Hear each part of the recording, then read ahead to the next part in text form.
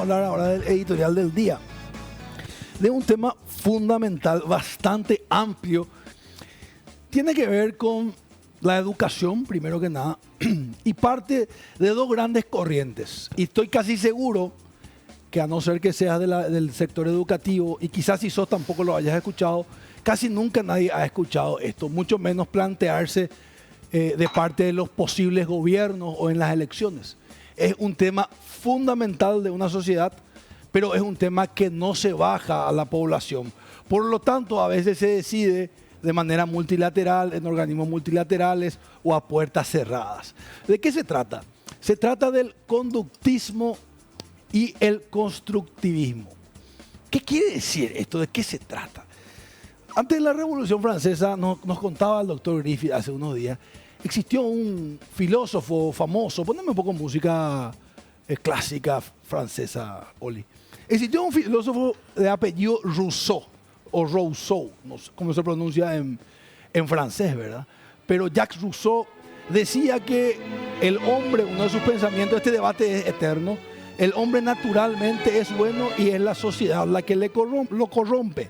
Un poquito, decía también Maquiavelo lo contrario, ¿verdad? Que el hombre es un animal malo por naturaleza y a partir de ahí la sociedad lo vuelve bueno, ¿verdad? Son como dos grandes visiones y un sinfín de filósofos a lo largo de la historia en este eterno debate. A la hora de la educación, el conductismo dice lo siguiente, el conductismo dice que yo tengo que, a través de estímulos, guiarte hacia lo que vos debes ser, ¿verdad? Te tengo que poner horarios, te tengo, el término más básico, tengo que hacerte un examen, te tengo que traer las lecciones y a partir de ahí vos vas aprendiendo lo que yo decido que vos tenés que aprender. De alguna manera, en términos un poco más éticos o morales, ya viene el tema de la ética cristiana, ¿verdad? Que judeo-cristiana, que es la que maneja Occidente de alguna manera, que tiene que ver con la orientación, la familia, cómo él está compuesta, y ahí la cosa se puede empezar a complicar. El constructivismo, sin embargo, dice que hay que dejarle, tiene mucho que ver también con la crianza respetuosa y la crianza más tradicional, ¿verdad?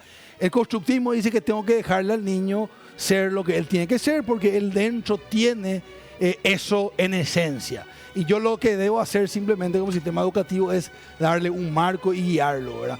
Quizás se aplica mucho para las ciencias de matemáticas, si soy hábil para las ciencias sociales, etcétera. Pero cuando hablamos de una sociedad, muy pocas veces nos preguntan en unas elecciones cuál es el tipo de gobierno que queremos. Y quizás una de las cosas más esenciales de una sociedad es la educación. Y me llama la atención cómo estos temas no sabemos, no conocemos y por lo tanto no opinamos respecto al tema. En síntesis, el conductismo es el sistema más tradicional que conocemos y el constructivismo es aquel más amplio, donde yo tengo que dejar ser lo que yo nací para ser. Sin cejar mucho, la gente que conoce mi trabajo sabe que yo tengo una visión más conservadora, pero que ampliamente respetuosa sobre la gente que piensa diferente a mí. Abro el debate. Doctor Euclides Acevedo. Me hubiera gustado que estuviera acá un pedagogo y sobre todo un responsable de la educación del país. Que sea en primer lugar un docente bien formado, porque en los últimos tiempos el magisterio, más que una vocación, es una búsqueda de salario, una especie de seguridad laboral. Durante mucho tiempo el conductismo, que es una corriente psicológica, como dijiste, muy bien basada en los estímulos, el conductismo o behaviorismo que le llaman, ha primado en todos los sistemas educativos, hasta que surgió esto que señalás vos, que no se escucha mucho, pero que cualquier pedagogo de la época de Pestalozzi, esto se estudia, en que hay que dejar que educando el niño desarrolle sus talentos espontáneamente y que lo que tiene que hacer el docente es simplemente, como dijiste bien, orientar esos talentos por la vía, digamos, de un marco referencial y, o sea, uno es más libre que el otro. Este es un tema que merece manejarse con rigor. No podemos ser tan superficiales, yo por lo menos no me atrevo. Por eso te digo, este es un elemento de debate y que tendríamos que traer acá o a Luis Fernando Ramírez, el famoso país Ramírez, o podemos traer a una pedagoga que está en un poder del Estado, que es la señora Blanca Ovelar, Sí, ¿verdad? que participó de la reforma educativa, es senadora, ella es maestra de alma, o podemos traerle todavía al padre Montero Tirado, que sigue apostando por la educación como la herramienta liberadora. Pero yo creo que fuera de estas corrientes educativas, lo que tenemos que buscar es un pacto entre la familia, la escuela y el Estado. El templo es el aula, el celebrante, el docente. Y los que forman parte, los que se benefician con la Eucaristía del conocimiento es el alumno. Y eso no se nota. Hoy día la gente rica deja a cargo de la institución privada o pública la educación de los chicos. Lo agarran del auto, lo tiran en la puerta de la escuela y chau. Cuando lo que debería es compartir, porque a la hora de la verdad los valores no se adquieren en la escuela. Los valores se reproducen, se consolidan en el aula, pero se adquieren en la familia. Por eso, ayer hablábamos con este chico, Fabricio. con Fabricio, que justamente donde nace todo su potencial en su familia, que de alguna manera aplicaron una suerte de constructivismo, lo dejaron desarrollar su talento y compartió con una escuela como el Estado de Israel, la escuela del Estado de Israel, digamos, el desarrollo de sus potencialidades. Si nosotros, y digo nosotros como sociedad, Claro. y los gobernantes no entienden esto, no vamos a tener en el Paraguay el hombre nuevo, no vamos a tener el nuevo paraguayo, el paraguayo que debe mantener el sentido de la resistencia que nos da nuestra historia y la modernización que significa incorporarnos al mundo. Y ayer demostramos que nadie sabe más que nosotros, toditos los seres humanos somos iguales, sino que simplemente depende de cómo se industrializa el talento humano. Por eso, insisto, gobernantes y la sociedad civil deben pactar sobre un proyecto educativo liberador para evitar la colonización mental y podemos tener entonces una identidad definitivamente nuestra, pero no hacia adentro, sino que hacia afuera. No xenófobo, sino que un nacionalismo inteligente. Claro. Y eso pasa, repito, por este tema de la educación. Si no hay educación, no va a haber liberación.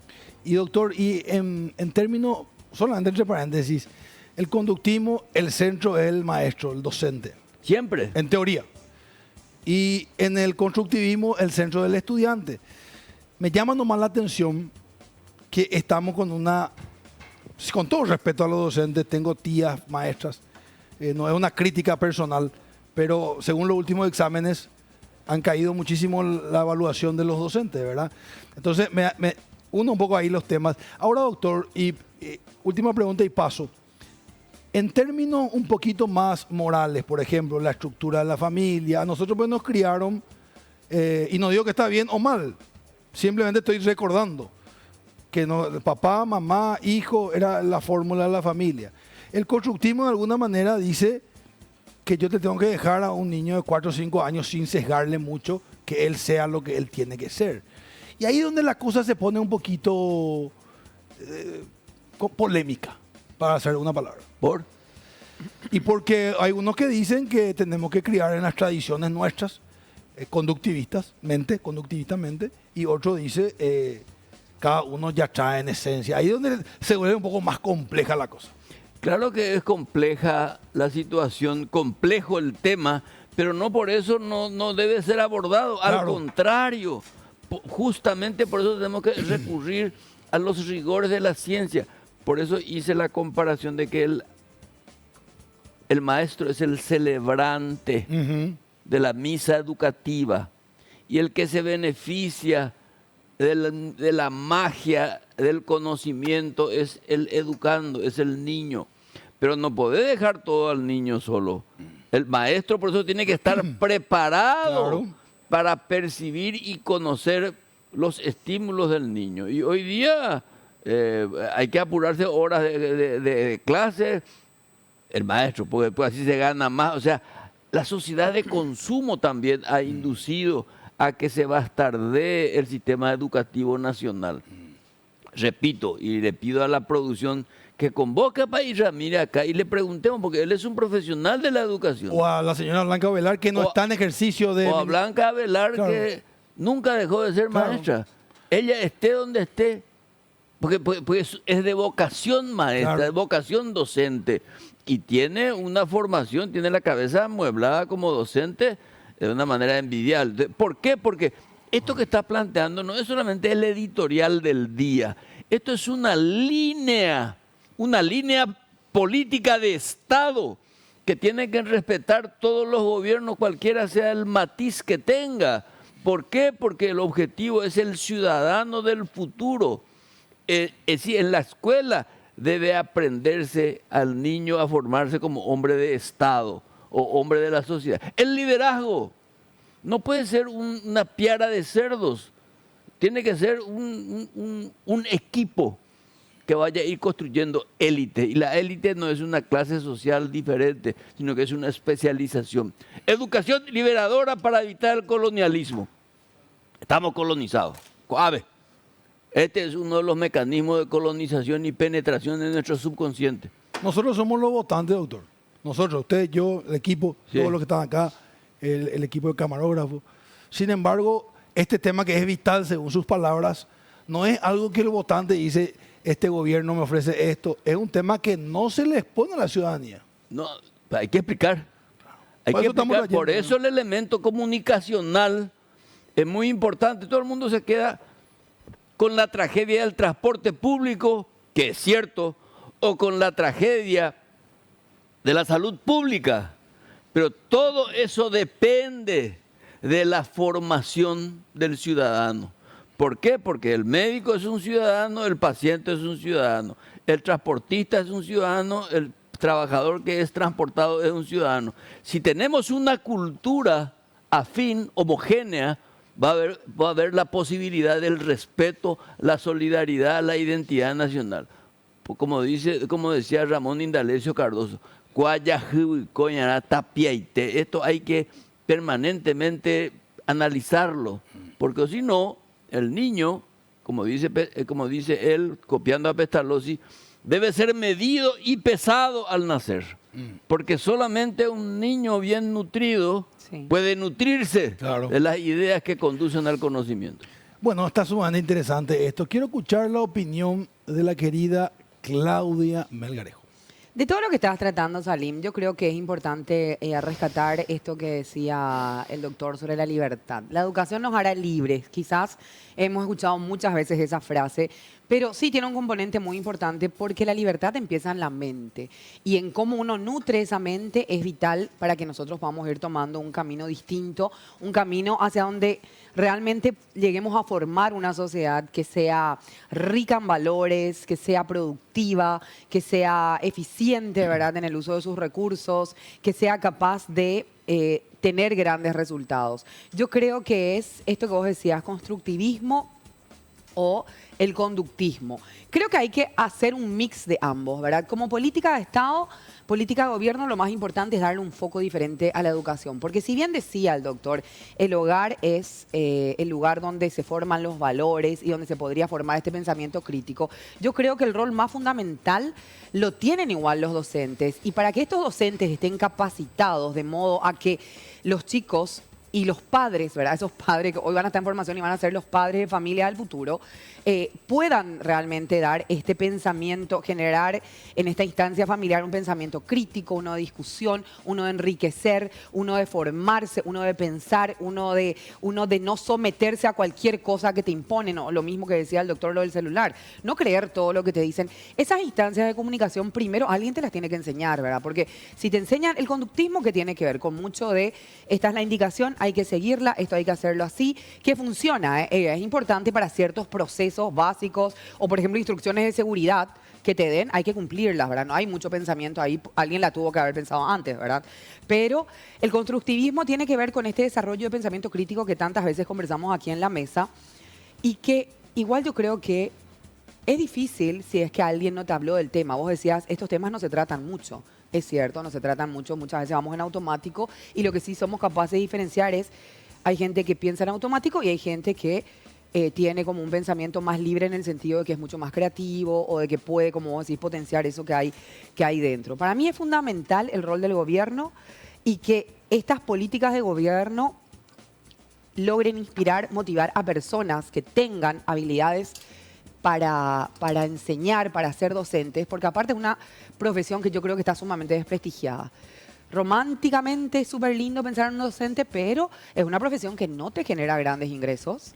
Aquel que elige ser maestro, normalmente todos te dicen lo hago por amor al arte o lo hago por esto, por aquello. Son muy pocos los docentes y mayormente son los de nivel terciario los que pueden tener una buena vida formando, ¿verdad? A menos que vos hagas consultorías o formación o capacitación in company, que ahí podés generar a lo mejor un valor diferente. Pero el ser docente de primaria, de secundaria, por ejemplo, que es la etapa formativa de cualquier niño y adolescente, más allá de lo romántico, no sé si también genera la posibilidad de crecimiento profesional y económico para quienes eligen esa carrera. Entonces, estas políticas de gobierno tienen que también contemplar eso, me parece, y un mix.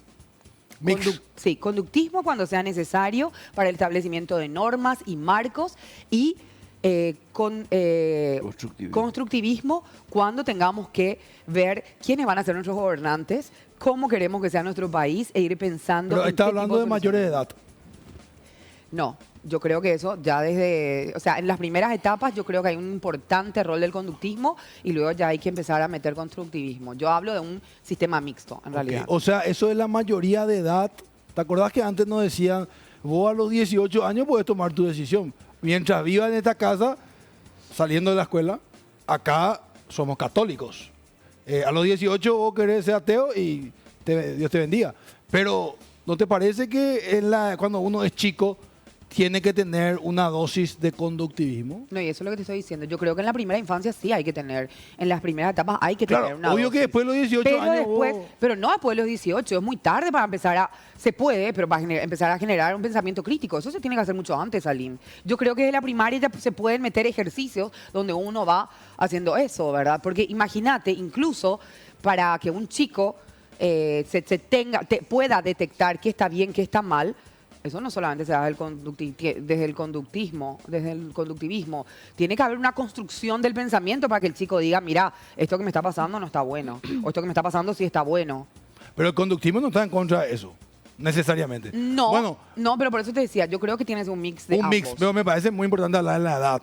Yo estoy de acuerdo, pero la edad es fundamental. Bueno, vamos a seguir escuchando y volvemos con el ping-pong. Mi querido Jotita Bernabé. ¿Qué? Te suelto con una anécdota. Sí. Hace unos días me junté con un amigo de infancia que él es musulmán, ¿verdad?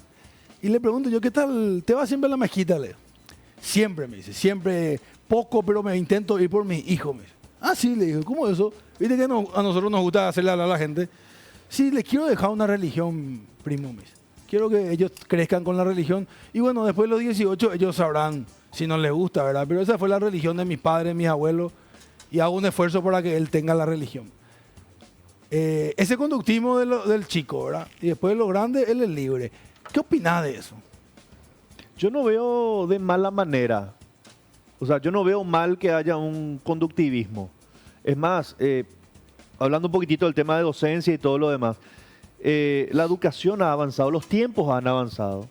A mí me parece que llegó un punto en el que los docentes no se han un poco ayornado a la evolución de la tecnología. Antes, por ejemplo, las clases de computación en el colegio eran para ir a jugar con la computadora a los jueguitos.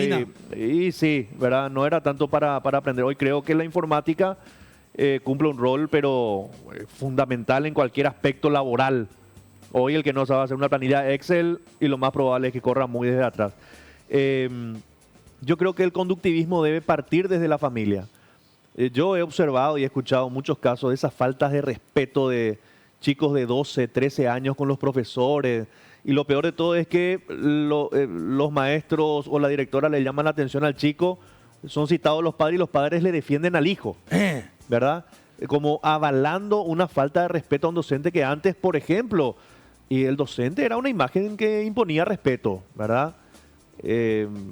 Hoy me parece que se ha salido un poco de ese respeto. Yo creo que la educación parte en casa. Ese conductivismo del cual vos hablás, para mí es la educación. En el colegio lo que uno aprende es lo académico, trabajar en equipo, saber convivir con los demás, tener un relacionamiento respetuoso con los demás y hasta ahí, ¿verdad? Después yo creo que el conductivismo familiar a mí no me parece que esté mal. Hay tradiciones que pasan de familia en familia, no veo que esté mal, pero me parece que lo que dice Claudia también es interesante, el tema de hacer un mix, sí, pero hasta un punto. Claro, y en cierta edad. En cierta edad. Porque he visto un chico de si 4 viene o un 5 chico años, de 9 años, sí, 8 años, que todavía no sabe mucho qué está pasando. ahí está el debate. Pero y claro, si yo, no sé, viene mi hijo de, qué sé yo, o una criatura de 7, 8 años y me dice, yo siento que soy un caballo, me siento un caballo. A los 8 años, o sea, me parece que no tiene todavía la capacidad intelectual definida o bien madura como para tomar ciertas decisiones que ahí sí los padres, la familia debe conducir, debe encarrilar un poco y acomodar el tema, ¿verdad? Importante. Bueno, tenemos una breve entrevista en línea, una llamada telefónica con el señor ministro Luis Ramírez. Señor ministro, muy buenos días. Salim, el equipo de Buenos Días América, don Euclides, Claudia Melgarejo, Cotita y Luana. Buen día América, ¿cómo están? Un saludo para vos, Salim, para Euclides, Claudia y todo el equipo. Gracias, ministro, gracias por este espacio. Estamos trayendo un editorial donde estamos conversando sobre las diferencias entre el conductismo y el constructivismo hoy en la educación. Y estamos hablando, no sé si está ahí, ministro. Se cortó, parece. Entró Creo que se fue la señal. Sí. Es la señal. Sí, estamos ahí Parece. con un... Hay un audio ahí, no sé si Ahí está volvió. todo. Ahí volvió. Hola. Hola, sí te Buen escucho día. ahora, Salim. Ministro, le decía, estamos hablando de la diferencia del conductismo y el constructivismo, principalmente en la edad temprana, ¿verdad? En la infancia, lo que se llama. Y queríamos saber cuáles son las ventajas y desventajas de los mismos, de un profesional como usted, y hacer zoom en Paraguay. ¿Qué es lo que está pasando hoy en la educación paraguaya con respecto a estas dos corrientes psicológicas? Muy bien, el conductismo cree en el entrenamiento de la conducta. Es decir, yo repito habitualmente sucesos y recibo premios o castigos. Entonces yo me equivoco cuando estoy escribiendo y la maestra me pone un reglazo. Esa es la creencia de que a través del modelado de la conducta la persona aprende. Es una corriente que dejó de lado todo lo que se producía en el mundo interno. ¿Por qué? Porque creía que solamente aquello que era visible existía. Porque quería compararse la psicología a otras ciencias exactas. Entonces decía, lo único que se puede ver en el humano es su conducta, modelemos la conducta. Pero esa conducta con el tiempo se descubre que está motivada o que tiene elementos internos como las emociones. Después, si profundizamos más, hay un estado de conciencia, así elementos que mueven al humano a una conducta. Y en una de esas líneas nos preguntamos cómo piensa una persona. Y ahí se descubrió que la persona piensa por medio de imágenes. Y esas imágenes se asocian a una idea y se asocian a una emoción y se tiene lo que se llama el concepto. Y eso se construye, eso hay que construir. Y ahí aparece el constructivismo que dice, el humano piensa con imágenes, el humano piensa a través de la cantidad de imágenes e ideas que se le pueda dar, y ahí comienza un modelo educativo totalmente diferente y distinto, donde el niño construye su propio aprendizaje, pero motivado, por supuesto, por un entorno que le propone distintas circunstancias y que cuanto más circunstancias le propone ese joven, ese chico, más preparado está, más capacidades desarrolla. Correcto, gracias por explicarnos claramente, señor ministro. Occidente, si podemos hablar de eso, ayer veíamos algunos datos que algunos países asiáticos estaban muy bien rankeados en los informes de los estudios PISA, que tienen un estilo conductivista en su aprendizaje. Sin embargo, Occidente, y nosotros somos parte evidentemente de eso, estamos cada vez más hablando del constructivismo. ¿Eso es así, señor ministro? ¿Nos puede aclarar de parte certera? ¿Cómo no? En realidad, las pruebas PISA son pruebas para las cuales los países se preparan, como cualquier prueba del mundo. Es decir, si yo te digo, Salim, vamos a correr 100 metros y vos te vas y te entrenás jugando pádel, evidentemente vas a fracasar en la prueba de 100 metros, por mucha habilidad que tengas. Entonces, eso le pasa, por ejemplo, a la educación paraguaya. Nos evalúan atletismo, pero nosotros desarrollamos natación. ¿Qué quiere decir eso? Nosotros estamos en el modelo del contenido, cuando que la prueba PISA desarrolla otro modelo que es la comprensión. ¿Qué hacen estos países? Estos países le entrenan a sus alumnos en la comprensión o tienen un sistema conductista por modelo, pero constructivista en su desarrollo. O sea, ellos no dan margen a que alguien pueda hacer o no puedan hacer. Tienen un sistema muy reglado de repetición y de hábitos, pero no de repetición de hábitos simplemente esperando que la memoria haga su trabajo. No, repetición y hábitos esperando que la comprensión se desarrolle. Entonces es un mix muy potente. Ellos no son ni conductistas 100% ni constructivistas 100%. Son un mix muy interesante. Y se entrenan y se preparan para eso. Por eso tienen un rendimiento muy importante, porque ahí, al tener hábito y disciplina y decir, así se hace, y todo el mundo hace eso, lógicamente tienen los resultados que tienen por encima de todos los otros países. Totalmente correctísimo. En nuestro país, señor ministro, este es un tema del cual se habla en la parte técnica, pedagógica del ministerio. ¿Cómo estamos en Paraguay con respecto a esto?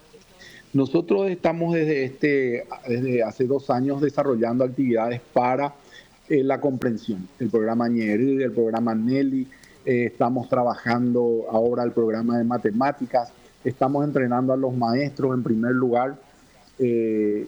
Creemos que si los maestros están preparados, los chicos van a poder tener niveles de rendimiento. Pero independientemente de eso, también estamos haciendo acciones directas ya con los alumnos, de manera a que puedan empezar a desarrollar el tipo de pensamiento con el cual después son evaluados.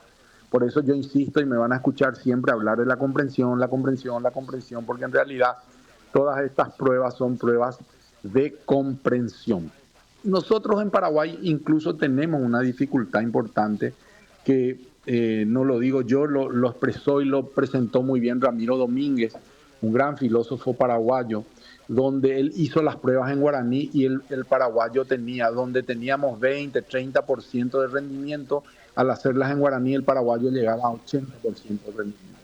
Es decir, nosotros también tenemos esa limitante. Yo llevé mi pedido a las evaluadoras. Este año no pudimos, pero desde el año que viene, si todo sigue como estamos trabajando, vamos a poder tener las pruebas en guaraní, con lo cual nos va a dar una posibilidad distinta, diferente para desarrollar, porque finalmente son preguntas de comprensión y la persona comprende a veces más rápido en el idioma guaraní. Entonces ahí recién vamos a medir nuestras capacidades reales. Hoy todavía es una prueba que tomamos con criterios que no son de la cotidianidad. Pero como te decía, hace 2 años venimos trabajando, venimos desarrollando.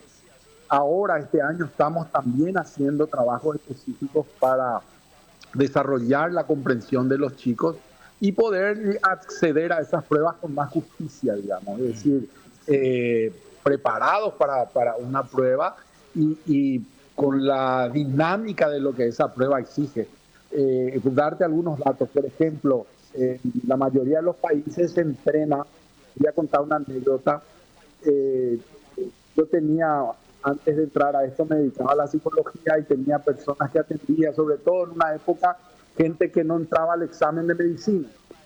Entonces, yo les decía, hay que entrenar, y tenés que entrenar a rendir el examen.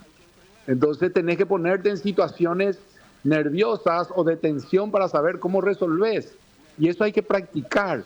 Entonces, llegan el día del examen, se abre una computadora, no saben poner su nombre, no saben poner su número de cédula y el examen se anula. Pero no porque no sabía, sino porque no entendía la dinámica de la prueba. Entonces, eso también hay que practicar. ¿Cuál es la dinámica de la prueba?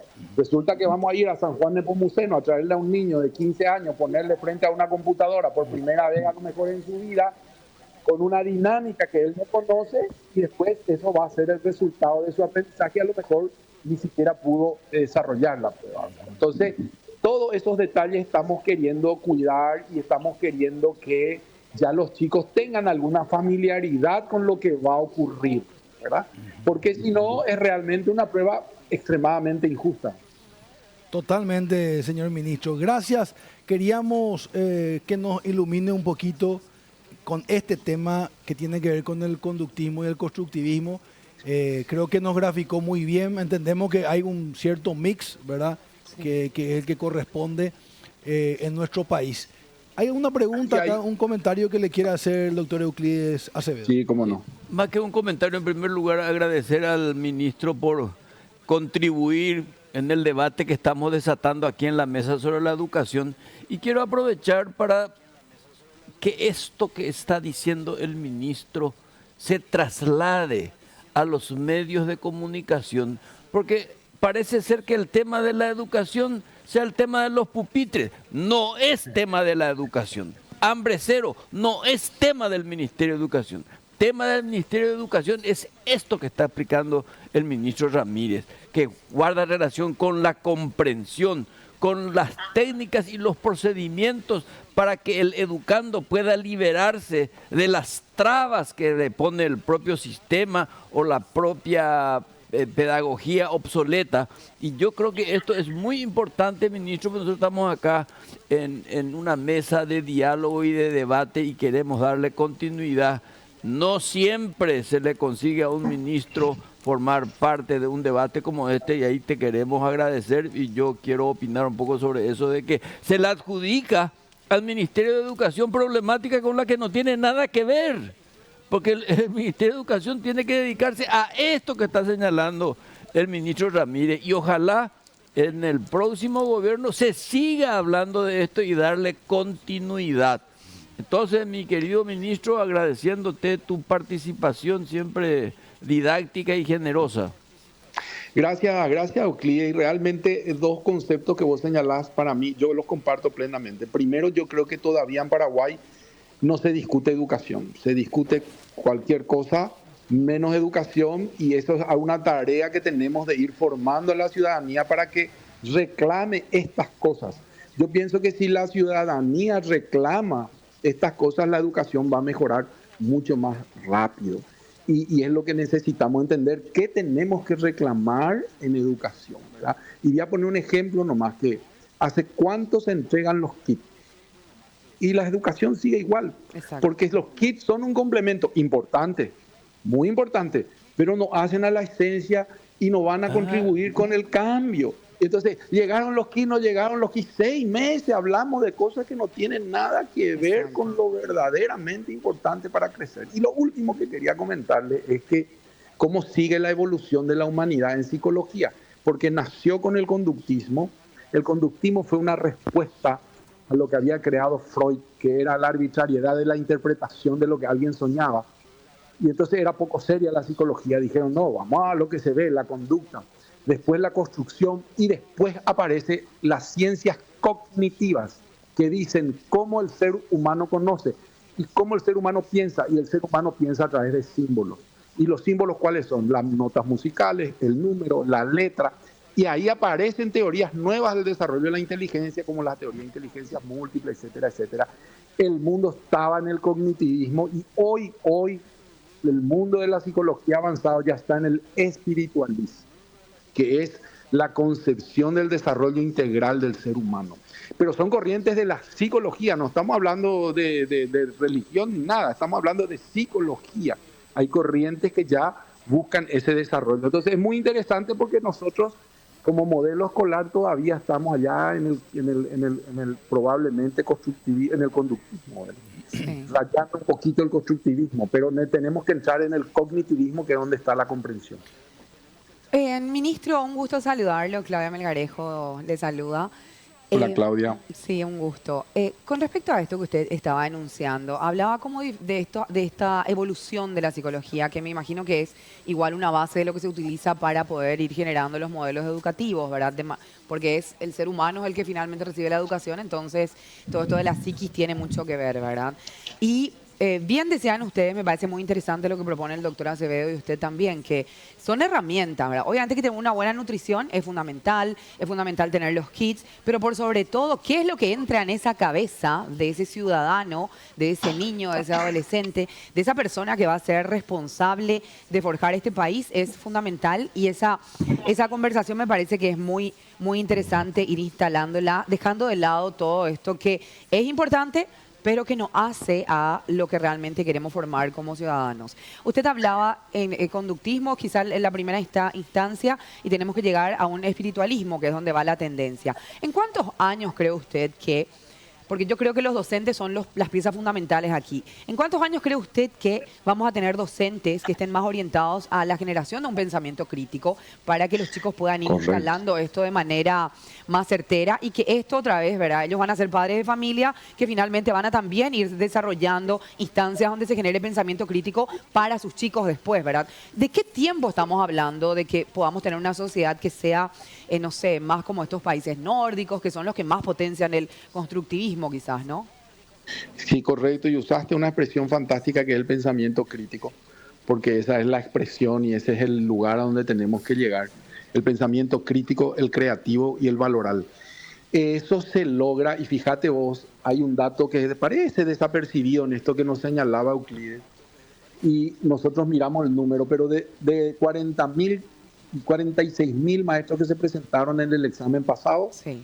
18.000 no más decimos pasaron, no. 18.000 comprenden lo que leen, 18.000 pueden desarrollar el pensamiento crítico y eso están ahora dentro del sistema. Eso es lo que tenemos que asegurarnos, que la estructura por la cual se ingresa al sistema haga que ingresen los mejores. Entonces es mucho más rápido, porque cuando me preguntas el tiempo, si yo tengo un profesor cuya base es muy básica, me cuesta 10 años transformar. Pero si yo tengo un profesor ya bien formado, que comprende lo que lee, que es capaz de desarrollar ciertas acciones en el pensamiento, eso en 1 o 2 años nosotros movemos la aguja educativa extraordinariamente, ¿verdad? En 3 años hacemos un cambio, pero necesitamos que ese profesor comprenda lo que lee. Y nosotros en el examen anterior, los datos fueron que 3 de cada 10 no más profesores comprenden lo que leen. Entonces me está rompiendo el corazón, ministro, con estos datos. Son las estadísticas. Hoy comienza de nuevo un concurso, 40.000 inscriptos. Hoy comienza y vamos a ver ahora este año cuánto mejoramos en relación al año pasado. Pero fíjense la estadística, qué interesante. De los alumnos, 3 de cada 10 comprenden lo que leen. Y cuando te va a los maestros pasa lo mismo. Entonces, 3 de cada 10 comprenden lo que leen. No hay aquí no hay casualidad, digamos. Entonces, hay causalidad. Entonces, fíjense cómo, si nosotros mejoramos el mecanismo de ingreso, ¿qué hicimos este año? Mejoramos el mecanismo de ingreso a los institutos de formación docente.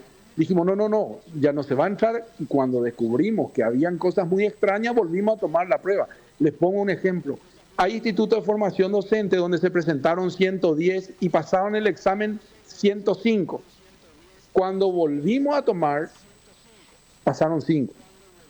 O sea, tenemos que empezar a entender que con la formación docente tenemos que ser mucho más estrictos, mucho más serios, porque ahí es donde agilizamos esos tiempos que vos preguntás. Si no, nos puede llevar la vida entera y no conseguir resultados, ¿verdad? Entonces, tenemos que asegurarnos que los institutos de formación docente sean de calidad, formen a los maestros y asegurarnos que los que entran al sistema sean maestros que tienen la base de lo que necesitamos para desarrollar las propuestas educativas que decía Euclides. Hay que darle mantenimiento en el tiempo. Si uno se mantiene una cuestión pedagógica en el tiempo, la que sea, el programa que sea, no importa, tenés que mantenerlo en el tiempo. Ministro, muchas gracias por estas explicaciones que nos está dando. Simplemente un comentario final y una última pregunta para cerrar la entrevista, que le agradecemos demasiado. Usted recibe esto así, ¿verdad? Yo celebro mucho la practicidad que hay que tener, ¿verdad? Porque esto que usted recibe de 3 de cada 10 que tienen comprensión lectora es una realidad.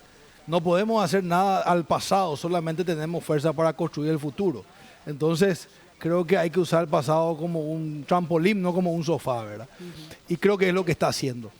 Y por último, un tema que yo no sé si compete a la educación, aclaro esto, pero sí es algo que es un vox populi que uno escucha siempre y que creo que todos los paraguayos sabemos, que tiene que ver con el autoestima, que tiene que ver con la identidad nacional, que es tan importante a la hora de salir al mundo a competir, ¿verdad? La identidad, el autoestima que cada uno tenemos como paraguayos, ¿verdad? Y no hablo de nacionalismo ni nada por el estilo, sino de la autoestima, que es algo que los paraguayos tenemos y las paraguayas que trabajar, y que una vez que lo fortalecemos, creo que tenemos mucho más condiciones para competir después en el mundo.